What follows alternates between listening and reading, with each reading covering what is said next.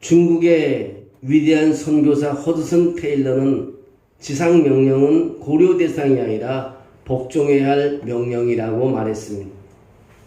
오늘 이 시간 우리는 지상 명령이 무엇이며 그것이 우리 개인과 교회에 무엇을 요구하는지 살펴보겠습니다. 지상 명령은 한마디로 교회들이 힘써 전도해서 모든 민족을 제자 삼는 것입니다. 우리는 먼저 정기적으로 주변 사람들을 만나서 복음을 전해야 합니다. 그러나 우리는 교회를 통해 불신자들을 찾아가서 땅끝까지 복음을 전해야 합니다. 우리가 복음을 전하는 것은 동의 경계선을 넘고 시의 경계선을 넘고 나라의 경계선을 넘어 복음이 필요한 지구상의 모든 나라로 가야 합니다. 중동에 폐쇄된 나라도 남미 아마존에 고립된 지역도 불교의 역사를 자랑하는 태국도 인도도 중국의 거대 도시들에게도 미존도 지역에 이르러까지 우리는 선교사들을 보내야 합니다. 세계 인구가 한 80억 정도가 지금 되어 있는데 기독교 인구가 25억 정도입니다. 세계 인구의 비율을 볼 때 거의 55억 인구의 사람들이 영적인 어둠 속에 살고 있고 지옥을 향하여 달려가고 있다는 것입니다. 그래서 이제 추수하는 것으로 일꾼을 보내야 한다는 것입니다. 우리는 대량 이주 시대에 살고 있습니다. 주기의 끝이 행성의 다른 쪽이 아닙니다. 주기의 끝은 오늘날 우리 앞에 와 있습니다. 코앞에 새로 지은 아파트의 사람들은 이주해 오고 있습니다. 코앞 공장과 학교에 예수 그리스도를 알지 못하는 전 세계에서 찾아온 외국인들도 있습니다. 우리는 종종 외국인에 대한 두려움과 불신앙, 그리고 다른 종교의 사람들이 복음을 받아들일 수 없다는 불신을 가지게 됩니다. 우리는 보는 눈, 섬기는 마음, 걸어다니는 발, 말할 수 있는 입이 있습니다. 생각의 차이인 것입니다. 모세가 보내는 가나안 12명의 정탐꾼을 생각해 보십시오. 10명은 불가합니다. 미리 선포해 버리는 것입니다. 땅을 차지하기는 불가합니다. 근데 여호수아와 갈렙 2명은 그렇게 말하지 않습니다. 가능합니다고 선포합니다. 오늘 한쪽에는 impossible 하다고 말하지만 또 한쪽에서는 possible 하다고 말합니다. 우리의 생각에 따라 미래가 결정되는 것입니다. 우리 생각을 어떻게 하느냐에 따라서 미래가 결정됩니다. 잠언서 4장 23절에 보면 모든 지킬 만한 것 중에 동네 마음을 지키라 생명의 근원이 이에서 남이라고 말하고 있습니다. 교회 사역은요, 죄 가운데 있는 사람에게 복음을 전하고 모든 민족을 제자로 삼는 것입니다. 예수님께서는 요한복음 4장 35절에 이렇게 말합니다. 예수께서 제자들에게 이르시되 너희가 아직 넉 달이 지나면 추수할 때가 온다 하지 아니었느냐. 보라 내가 너희에게 이르노니 눈을 들어 밭을 보라. 희어 추수할 때가 됐다고 예수님은 말씀하고 있습니다. 예수님께도 그들에게 그렇게 말합니다. 추수할 것은 많되 일꾼이 적으니 그러므로 추수하는 주인에게 청하여 추수할 일꾼들을 보내달라고 기도하라고 말하고 있습니다. 지상명령에 순응하는 것은요, 우리 주변에서 추수하는 것을 보고 교회를 통해 하나님께 더 많은 일꾼을 불러달라고 기도하고 하나님이 부르신 사람들이 갈 수 있도록 돕는 것입니다. 이 지상명령은 하나님의 위대한 구원 계획이라는 것입니다. 위대한 구원 계획을 이루어지도록 세상 모든 민족에게 복음을 전하라고 명령을 내린 것이 바로 오늘 지상명령인 것입니다. 지상명령은 예수 그리스도의 인격과 사역의 기초를 두고 있으며 전 세계로 나가는 것입니다. 2017년 미국 남침내 교회에서 59명의 영혼을 전도했습니다. 미국에서 제일 큰 교단입니다.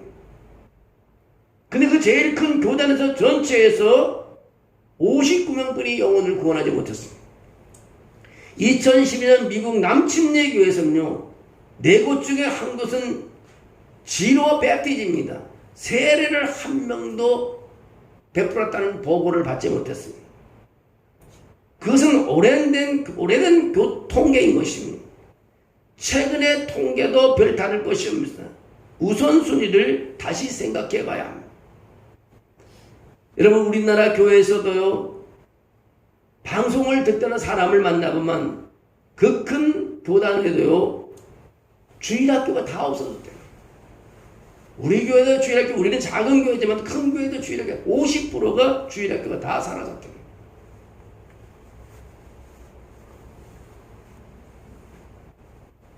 청년도 다 사라졌대요. 교회들 가보면 반주자 한 사람만 청년이고 다 사라졌대요. 여러분, 교회의 행사는 만약 우리가 진행할 때 결실이 없다면 아무 소용이 없습니다. 주님의 지상명령은 예수님께서 아버지에게 돌아가시기 전 마지막 한 유언인 것입니다. 교회의 최우선 순위가 뭔가 사람들에게 예수님에 대해서 말하는 것입니다. 교회의 두 번째 우선순위가 뭐냐면 더 많은 사람들에게 예수님에 대해서 말하는 것입니다. 교회의 세 번째 우선순위는 뭐냐면 온 세상에 예수를 알리는 것입니다. 예수님께서는 제자들에게 말했습니다. 하늘과 땅의 모든 권세를 내게 주셨으니 그러므로 가라고 말씀하고 있습니다. 예수 그리스도는 하나님의 아들이시며 창조주이시며 구세주이시며 그의 능력의 말씀으로 우주를 하나로 묶으신 분이십니다. 마태복음 1장 23절에 그렇게 말해 그는 우리와 함께 하시는 하나님이시라고 말하고 있습니다. 지상명령에서 그분은 세상 끝날까지 교회와 함께 하시겠다고 약속했습니다. 마태복음은 예수님의 목회사역의 권위를 강조합니다. 마태복음 7장, 마태복음 8장, 마태복음 9장, 마태복음 10장, 마태복음 16장에 보면요 권위를 말씀해 주셨습니다. 7장에는 이는 그가 가르치는 것이 권위 있는 자와 같고 그들의 서기관들과 같지 아니하밀러라고 말합니다. 8장에서는 그는 병 고치는 권세를 행사했다고 말하고 있습니다. 9장에서는 그는 죄사함의 권세를 행사했다고 말하고 있습니다. 10장에는 그는 사탄을 다스리는 권세를 가지셨다고 말하고 있습니다. 16장에는 그분은 지옥의 권세가 이기지 못하도록 교회를 세웠다고 말하고 있습니다. 요한복음 마지막에 예수님이 모든 권세를 가지고 있음을 분명히 말했습니다.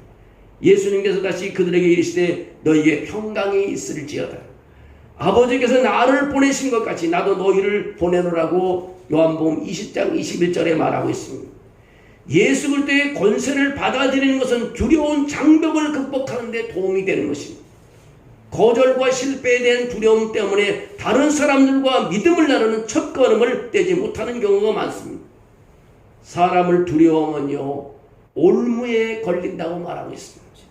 잠언서 29장 25절에 사람을 두려워하면 올무에 걸리거니와 여호와를 의지하는 자는 높아지리라고 말하고 있습니다. 하나님은 두려움이 아니라 믿음으로 응답하라고 우리를 부르신 것입니다. 복음은요 멈출 수가 없습니다.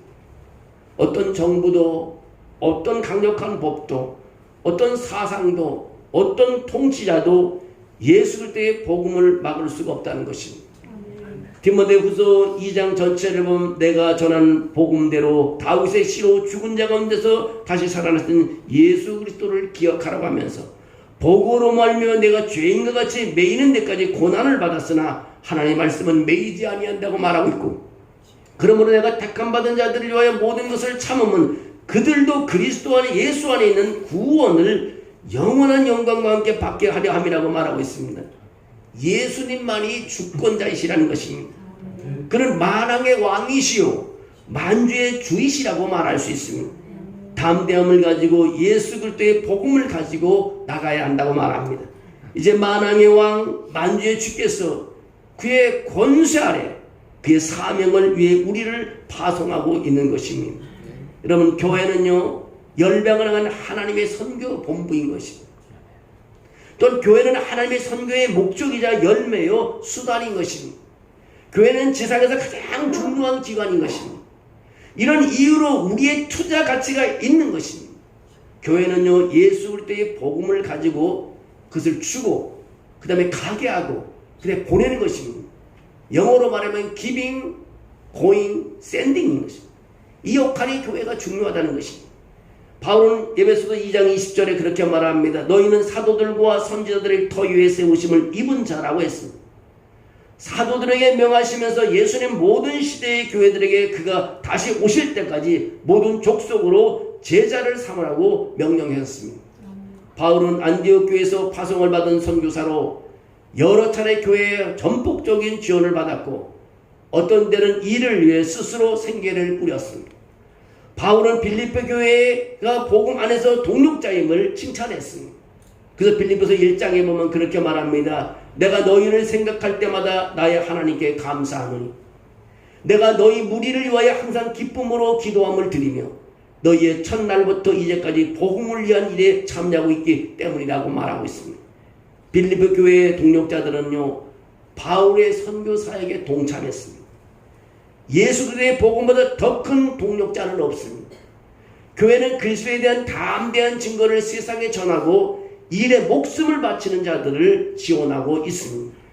사도행전 1장 8절에 그렇게 말합니다. 오직 성령이 너희에게 임하시면 너희가 권능을 받고 예루살렘과 온 유대와 사마리아와 땅끝까지 이런 내 증인이 되리라고 말씀하고 있습니다. 하나님은 세상을 마음에 두시고 열방의 복음화를 위해 기도하고 협력하기를 원하시고 계십니다. 아브라함에게 주신 하나님의 약속은 그의 씨를 통해 땅의 모든 족속을 축복했습니다. 아브라함의 씨는 예수 그리스도인 것입니다. 예수 그리스도의 십자가와 부활을 통해 죄와 죽음과 마귀를 이기신 예수 그리스도의 승리의 복음을 모든 민족에게 전해야 된다는 것입니다. 인도의 선교사 윌리엄 킬은요, 하나님의 뜻을 알기 위해서는요, 성경을 열어야 된다고 말하고 있습니다. 하나님의 뜻으로 성경을 열어야 해요. 또 한 가지 그가 말하는 것은 하나님의 복음을 전하기 위해서는요, 지도를 열어야 된다고 말하고 있습니다. 성경과 지도를 열어야 많은 사람들을 제자 삼을 수 있다고 말하고 있습니다. 우리는 성경을 여는 데 능숙하지만 지도를 여는 데는 좀 미흡합니다. 우리는 이웃을 알아야 되고요, 도시에 대해서 알아야 되고요, 나라에 대해서 알아야 되고 인구 이동 상황을 알고 있어야 합니다. 하나님은 성경의 복음, 우리 주 예수 그리스도의 복음을 우리 주변의 모든 사람에게 전하도록 우리를 부르신 것입니다. 예루살렘에 우리가 필요합니다. 온 유대에 필요합니다. 사마리아에 필요합니다. 땅끝까지 복음을 전하는데 우리를 필요로 하시는 것입니다.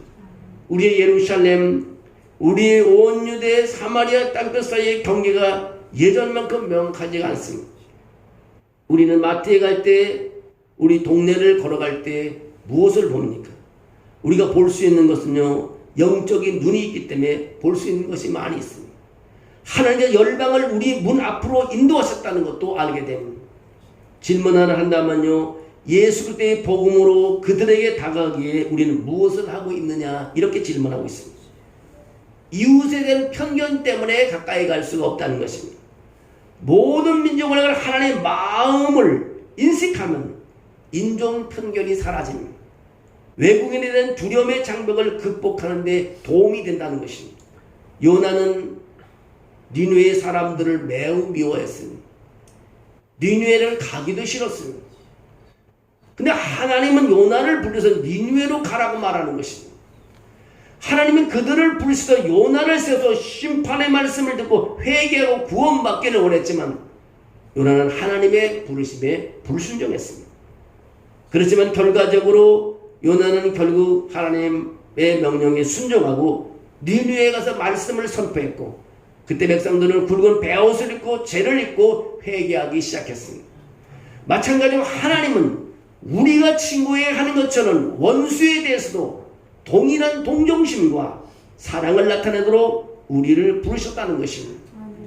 우리 하나님은요, 세계적인 하나님이시기 때문에 우리는 글로벌 비전을 가진 글로벌 기독교인이 되어야 된다요. 세계적인 기독교인이 되어야 된다는 것입니다. 하나님은 선교의 하나님이십니다. 그런 선교를 원하고 계십니다. 그런 선교를 명령하고 계십니다. 그런 선교를 요구하고 계십니다. 그는 그의 아들을 통해 선교를 가능하게 했습니다. 그런 성령을 보내심으로 선교를 현실로 만드셨습니다. 지상명령은요, 복음을 전하기에 교회를, 교인들을 흩어지게 하는 것입니다. 우리가 수요일날 사도행전을 말씀을 드리면서 우리 알지만 예루살렘에 사는 교인들을 흩기 위해서 모든 사마리아 땅끝 사람을 보내기 위해서 박해를 시작했습니다. 박해를 이렇게 믿는 사람들이 다 퍼져나가는 것입니다. 왜 내가 예수를 믿는 내가 이 고통을 당하냐고 믿는 사람은 원망할지 모르지만 나중에 봤더니요, 자기를 획득해서 모든 세상으로 복음을 전하겠다는 것을 깨닫게 되는 것입니다. 하나님은 교회를 흩으시고 교인들을 흩으실 때가 있습니다. 그것은 지상명령을 이루시기 위해서인 것입니다. 모든 민족에 가서 전도하고 제자 삼는 것입니다. 이것은 우리가 예수 그리스도를 위해 잃어버린 세계에 가장 잘 도달할 수 있는 방법을 계획하고 전략을 세워야 하는 것입니다. 여러분, 로마서 10장을 읽어보십시오.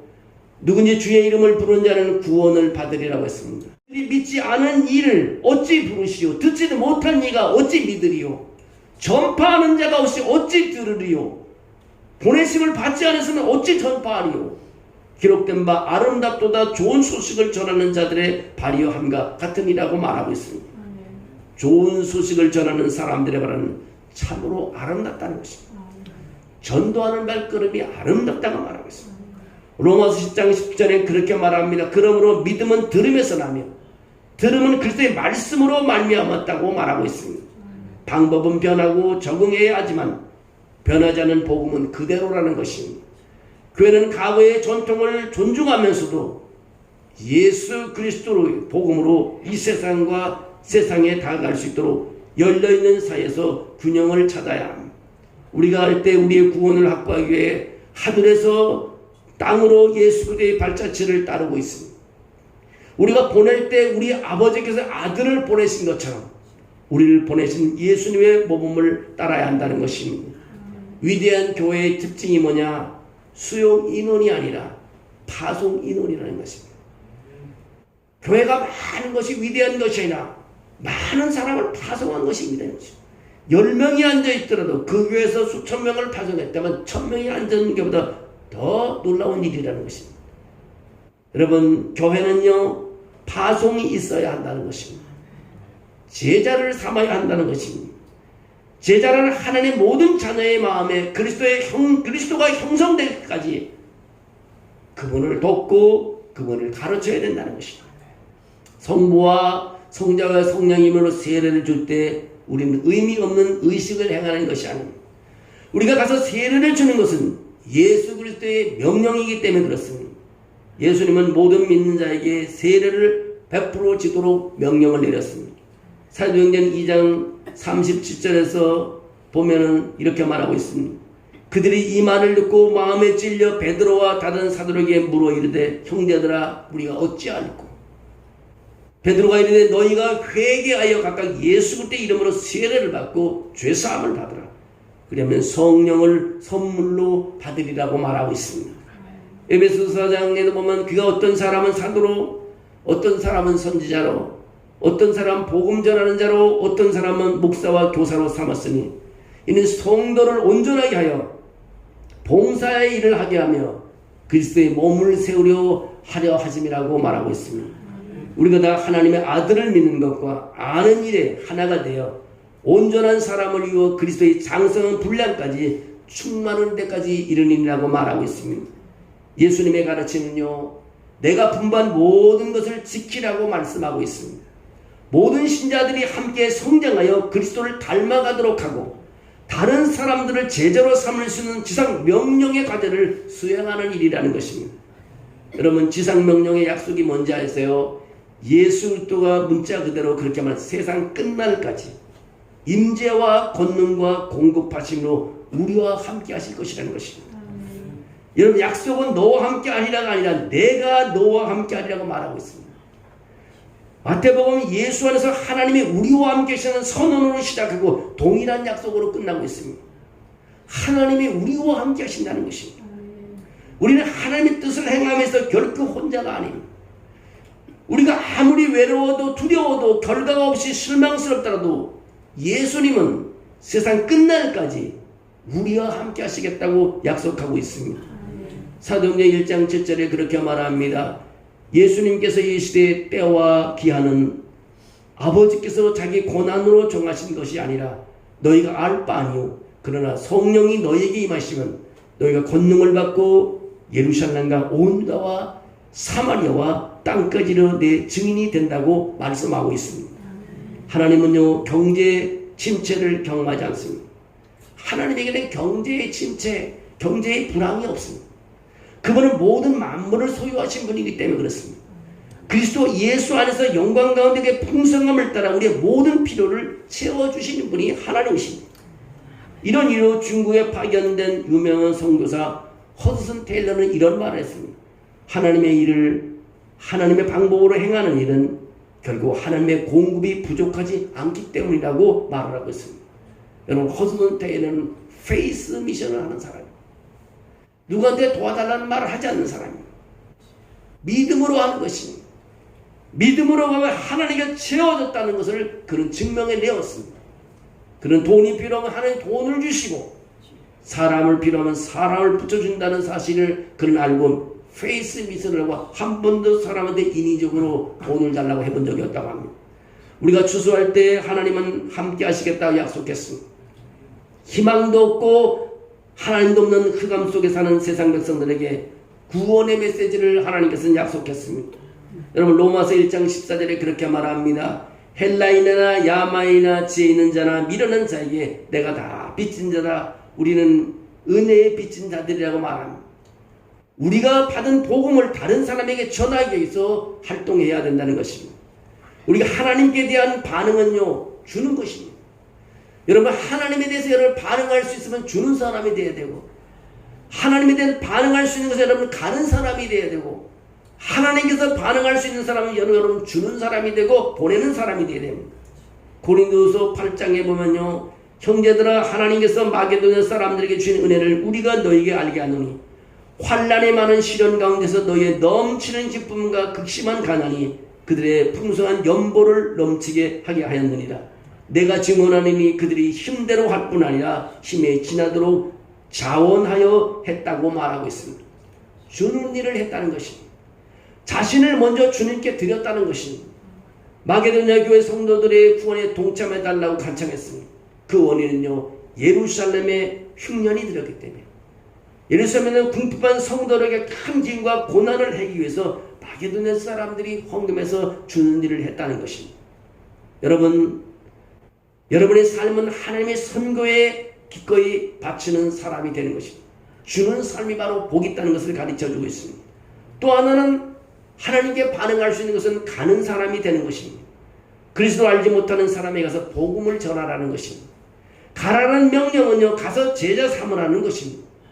우리는 예수 그리스도의 일에 대해 증언하도록 부름을 받았습니다. 우리는 가정과 이웃과 직장과 그 너머의 예수 그리스도의 바로 증인인 것입니다. 우리가 이 땅에서 하루하루를 보낼 때요, 하나님께서는 우리가 불신자들과 복음을 나눌 수 있도록 우리에게 맡겨진 복음의 청지기 직분을 다 허락해 주었습니다. 하나님은 또한 특정 개인을 부르셔서 특정 집단의 사람들에게 예수님의 복음을 전하도록 우리를 세워주었습니다. 오늘날 하나님은요, 교사로 선교사로서 우리의 삶을 바치라고 부르고 계십니다. 이제 그들에게 우리는 가야 하는 것입니다. 여러분, 하나님께 반응할 수 있는 것은 그들에게 가서 복음을 전하는 것입니다. 여러분, 한 영혼을 구원하는 거예요. 아까 영상을 끝까지 보지 못했는데요, 영상은 하여간 우리 교회 카톡에 올리겠습니다. 남자든 여자든 노인이든 젊은이든 아이든 나가서 한 영혼을 구원하는 것이 중요하다는 것입니다. 그 영혼을 훈련시키면요, 두 번째 달에 2명이 나가서 전도하게 되고, 그리고 2명이 1명씩 전도하고 훈련하여 다시 4명이 나간다고 생각해 보시죠. 여러분, 제가 한번 숫자를 한번 말씀해 드리겠게요. 1명이 1명을 전도했습니다. 첫째 달에 12달을 볼 때. 그럼 1명이 2명이 남게 됩니다. 2월 달에 가서는 2명이 또 열심히 기도해서 성경 공부를 하고 2명이 나가서 전도 1명씩 했더니 4명이 됐습니다. 3월 달에 어떻게 해서 4명이 또 열심을 했더니 8명이 됐습니다. 그럼 4월 달에 가서 어떻게 됩니까? 8명이 나가서 또 1명씩 데려왔더니 16명이 됐습니다. 5월 달에 또 16명이 나가서 1명씩 데려왔더니 32명이 됐습니다. 또 6월 달에 32명이 나가서 1명 들었더니 64시 됐습니다. 자, 이제 그만하겠습니다. 12월 달까지 갔을 때 몇 명이 됐을까요? 12월 때까지 계산해 보니까요, 4,096명이 됐습니다. 4,096명. 여러분, 가능할 수 있을까요? 불가능할 수 있을까요? 어떻게 오순절 마가다락방에서 120명이 기도하고 오순절 강림이 임했는데요, 3,000명이 모여들 수 있겠어요? 우리가 하나님께 기도하고 움직일 때요, 6개월 동안에는 64명이 됐지만 12월 달까지 가니까 4,096명이 됐다는 거예요. 4,096명. 마태복음 28장 18절에서 20절은 예수님께서 이렇게 하라고 우리에게 말씀하지 않았을까요? 가서 제자 삼으라는 거예요. 이제 나부터 이것을 받아들이고 오늘 시작한다면 어떻게 될까요? 1년 후에 무슨 일이 일어날까요? 모두가 아침에서 한 명만 전도하면 11개월이 되면은 11월 달이 되면 2048